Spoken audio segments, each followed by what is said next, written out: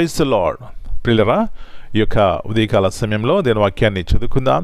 పరిశుద్ధ గ్రంథంలో నుండి యెషయా గ్రంథము 40 అధ్యాయం 29వ వచనం. ఐజయా 40:29. సొమ్మసిలిన వారికి బలమిచ్చువాడు ఆయనే, శక్తిహీనులకు బలాభివృద్ధి కలుగజేవాడు ఆయనే. He giveth power to the faint, and to them that have no might he increases strength.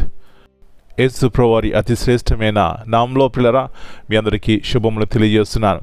మరి యొక్క నూతన పునరుద్ధాన దినాన్ని దేవుడు మనకిచ్చారు. దేవుని స్తుతించి మనం దేవుని ఆరాధించాలి, ఆయన మహిమపరచాలి. ఇక్కడ చాలా చక్కని వాగ్దానాన్ని మనం చూస్తున్నాం.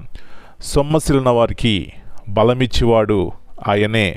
ఈ వాక్యము చదువుతుంటే పిల్లరా, నా మట్టుకు నాకు ఎన్నోసార్లు సొమ్మసిలిన పరిస్థితుల్లో, బలహీనమైన పరిస్థితుల్లో దేవుని యొక్క వాగ్దానములు, దేవుని యొక్క మాటలు నన్ను బలపరిచినాయి. గల కారణము దేవుని యొక్క మాటలు జీవము గలవి.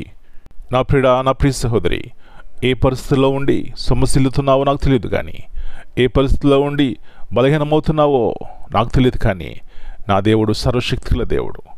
ఆయన నిన్ను నన్ను చూసే దేవుడు అని విశ్వసించినప్పుడు, గుర్తించినప్పుడు ఎలాంటి బలాభివృద్ధిని కలిగి ఉంటామండి, ఎలాంటి శక్తిని పొందుకుంటాం.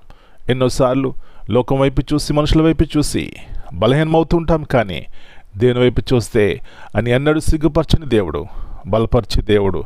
ఈ మధ్యకాలంలో ఒక వ్యక్తి, చార్ల్స్ కిర్క్, అమెరికన్, ఆయన గురించి ఎక్కువగా మాట్లాడుకుంటున్నారు.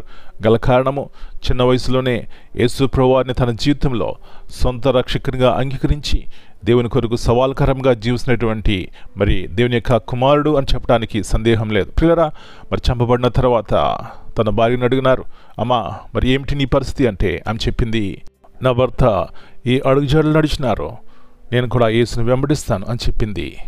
సొమ్మసిలిన వారికి బలమిచ్చేవాడు ఆయనే, శక్తిహీనులకు బలాభివృద్ధి కలిగజేవాడు ఆయనే. నా ప్రియుడ, నా ప్రియ సహోదరి, ఈ ఉదయకాల సమయంలో ఈ గొప్ప దేవుని యందు విశ్వాసం ఉంచి బలము పొందుకుందాం, శక్తిని పొందుకుందాం, యేసు ప్రభువారి కొరకు జీవిద్దాం. అలాంటి కృప మనందరికీ దేవుడు దయచేయను గాక. ప్రార్థన చేసుకుందాం. పరలోకముందున్న మా తండ్రి, పరిశుద్ధమైన దేవా, మరొక నూతన ఉదయకాల సమయాన్ని బట్టి మీకు వందనాలు చెల్లిస్తున్నాం. మీ వాగ్దానాలు బట్టి మీకు వందనాలు నాయనా.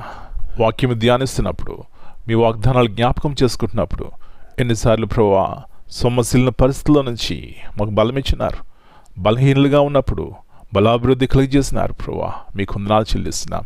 మీ వాక్యము శక్తిగలది, బలమైనది. ఈ ఉదయకాల సమయంలో ఇలాంటి గొప్ప నిరీక్షణ కలిగిన వారమే మిమ్మల్ని హత్తుకుని జీవించడానికి సహాయం ఇచ్చేయమని.